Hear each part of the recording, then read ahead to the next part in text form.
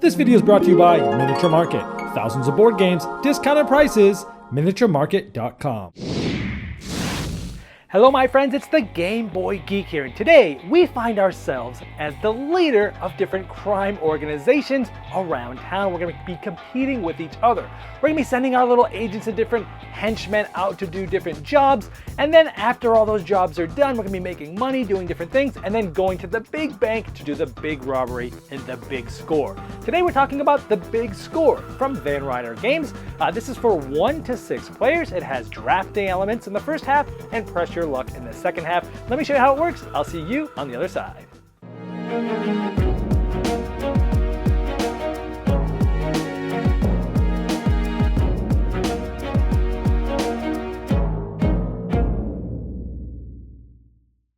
In the big score, you're trying to loot the most money by being the leader of a crime organization. You'll select one of these 6 leaders and you'll get this player aid in front of you, and the art in this game is just fantastic. And once you select that crime boss, you're going to get 8 standees with that person depicted on it. You're going to get 200K to start the game, and you're going to be able to select a starting something. Sometimes it's a diamond or a locked hard drive. Sometimes with other characters, it might be an artifact or some money. You'll get to decide what you start with, and this will give you sort of a little bit of a focus during the game. Because over the course of the game, and at the end, if you have the most artifacts, you'll get 250,000, and each of them is going to be worth 30. The diamonds, depending on how many you get, they'll be worth a certain amount. So 2 different ways to score there, and that locked hard drive we had shown that you start with, if you're able to unlock it later in the game, it'll be worth 200K, but you'll need to unlock it in order to do that. So let's talk about how the game works. The game is played over 2 halves. The first half of the game is going to be drafting, where you're going to be drafting cards and sending some of your henchmen out to these different numbered locations in order to try to steal the loot that's there. Essentially, you're doing a job, but you may or may not be working with other players, and you won't be communicating with those other players. So during that first half of the game, there's going to be 3 full rounds of drafting, where each player is going to get a certain amount of crew cards depending on the amount of players. Here's the 6 different types of crew people you can get: a gunman, a conman, a hacker, driver, greaseman, and muscle. And you'll be secretly drafting those and trying to send them to different numbered locations, which are like an amusement park, credit card company, a train. And if there's the right amount of people, this one needs 3 muscle men and the hacker and the gunman and the con man, that needs all of these. Now, it doesn't matter if it just comes from one player, it can, but it can, as long as you have at least this with multiple players sending their people there, this will happen, and each family or player will get this much as long as this is successful. But some of them give you money and another locked hard drive, for example. Some of them give you money, some give you artifacts and diamonds like the other things we've seen. Now, when you draft a card, you'll just place it in front of you face down. You can always look at the ones you've drafted, but then the rest of them get passed to the next player to the left. In round 1 and 3, you'll be passing to the left. In round 2, you'll end up, flipping this over and passing it the other direction. But this lets the other player know that they have cards waiting to be picked up and draft, and you keep doing this till all the cards have been drafted. Now, once all the drafting's over, each player is going to secretly send their crewmen to a specific location. And you don't have to use all of them. Like, I'm sending a bunch of these people to the 3rd location. These ones to the 4th. This one I'm going to just not use, so I'll end up trashing. And this one's a special thing I'll talk about later. Then, starting with the 1st location, it has this really cool, huge diamond there that helps you kind of count through these different things. You go through, and anyone that had their crewmen on the 1 would reveal them, and we'd see if this happens. So let's say it looks like this. Do we have a conman? Yes. Do we have the gunman? Yes. Do we have the hacker? Yes. Do we have at least 3 muscles? Well, we have 4 of them, right? Now, if there was only one player that played all this, they'd be the only one to get this. If anybody that put in at least 1 card will also get this reward from the supply, make 100K. Now, however, let's say they were 1 short or more than 1 short. Each player gets one of these tokens, and what you get to do is each player that has put down at least 1 card will take this under the table and secretly get ready to reveal it. If a player reveals it, it can be a wild. And so this player could say, yes, this is going to be the con man, I'm going to get the money. Or you could say no, and you could still continue to use it once per round. But once you've used it per round, it gets flipped over, so you can't use it. So basically, it's like a one-time wild for each round, but you can't communicate with the others, so you're not quite sure if they're going to burn theirs or not. You would then continue to do this for all the rest of the locations in that order. Now, once all people have gone through the locations, they can simply discard the ones that were in the trash. And this one is to train. You'll notice it has stars on there. Some of them have stars. You could put any of them with stars here, and at the end of the round, you basically place this face down. You have them underneath your little mat here.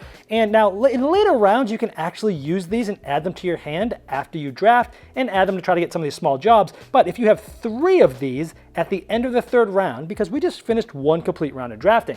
After that, 6 new locations are going to go out, and we'll start the whole drafting process again, going through all those 6 locations, and then we'll do it a third time. So 3 total rounds of drafting. And at the end of those 3 rounds, if you have 3 of any of the same person that have been trained, then you get to use their special ability in the second half that we'll go over later.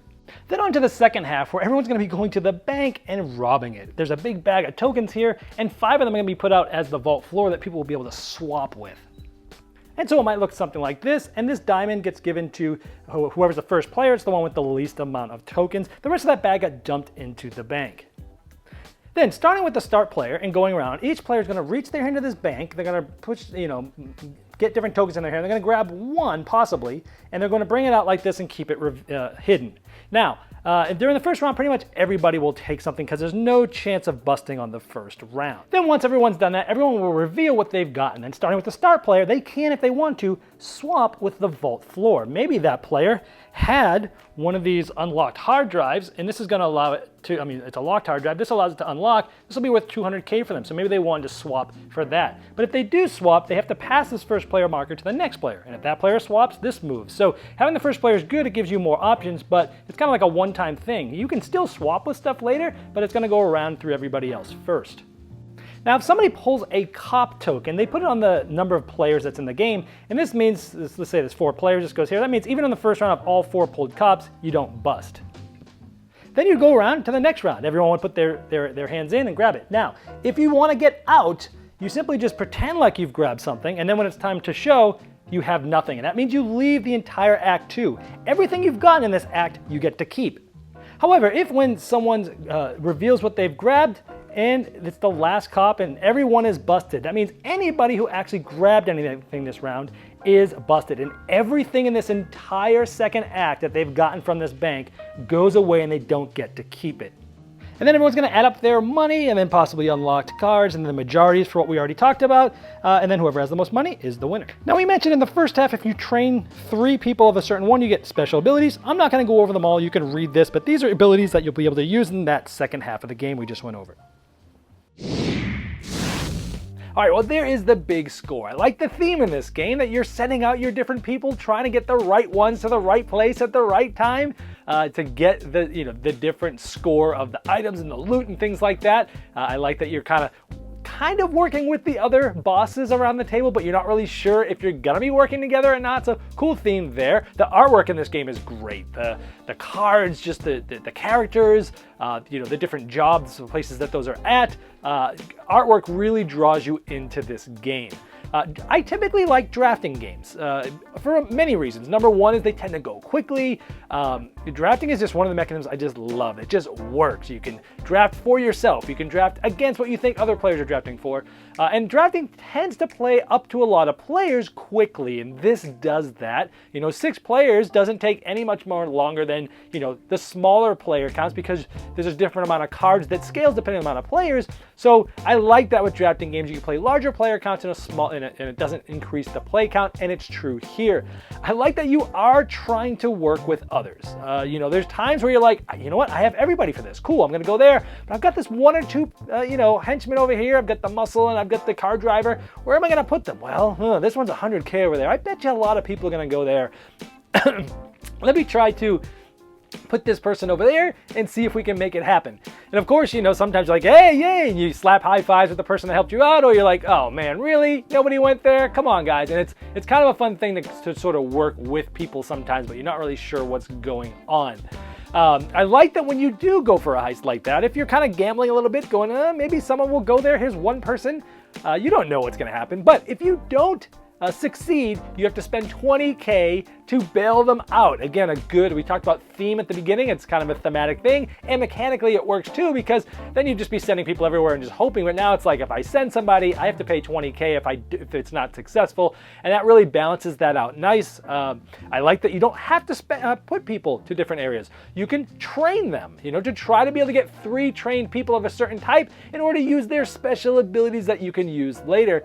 I also like that as you train people, you can decide to maybe use them in a future round as opposed to keep training them.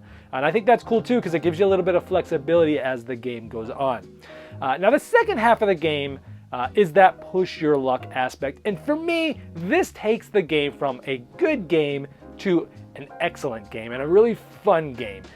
This has a lot of stand-up moments with the press your luck. I first played this at Origins, and I was waiting to get in on a game in this, and the game before, I mean, I was like 3 aisles down, and I heard this erupting over and over, like multiple times. So I walk over, and it's everyone standing around this table, people taking stuff out of a bank, and just funny things were happening. Like, wow, I gotta try this game. So I sat down and tried it, and the same thing happened with me. Now, not every game have we had stand-up moments. Sometimes, just because of the luck of the draw and sort of the pressure luck, some things it just ends quicker than expected. And it's like, oh man, that's crazy. Who won? You know, it's still fun. But it does tend to have a lot of stand-up moments, and it's what really makes this game what it is. I like that what you push your luck for depends on the first half of the game. You know, what you go for. Did you get a bunch of hard drives unlocked? Did you go for a bunch of the artifacts? Did you go for a bunch of the diamonds? And depending on what you've gone through or what you've been able to get in the first half, really kind of sets your strategy for the second half as to what am I willing to push my luck for, because I know what's in there. So overall, I really enjoyed this game, but let me talk about some of the negatives of the game. The first half of the game is good, but not great. If the game was just that and you were getting things and whoever had the majorities won, it would be a very average game in my opinion.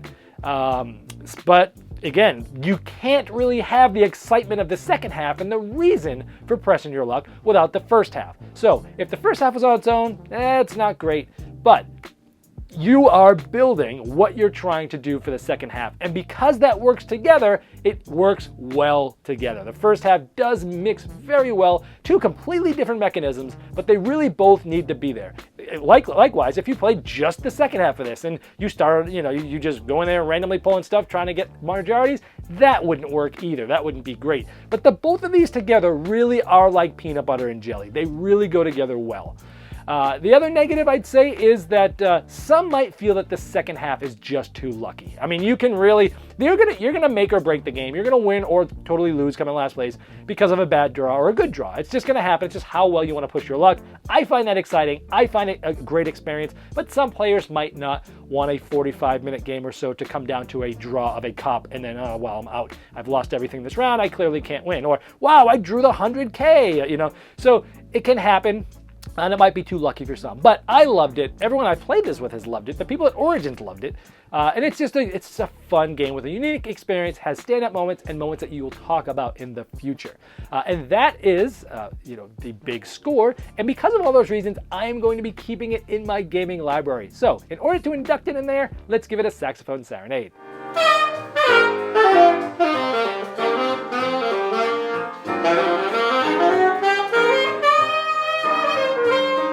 This video was sponsored by Miniature Market's Review Corner. The Review Corner features podcasts, video, and written game reviews by gamers for gamers.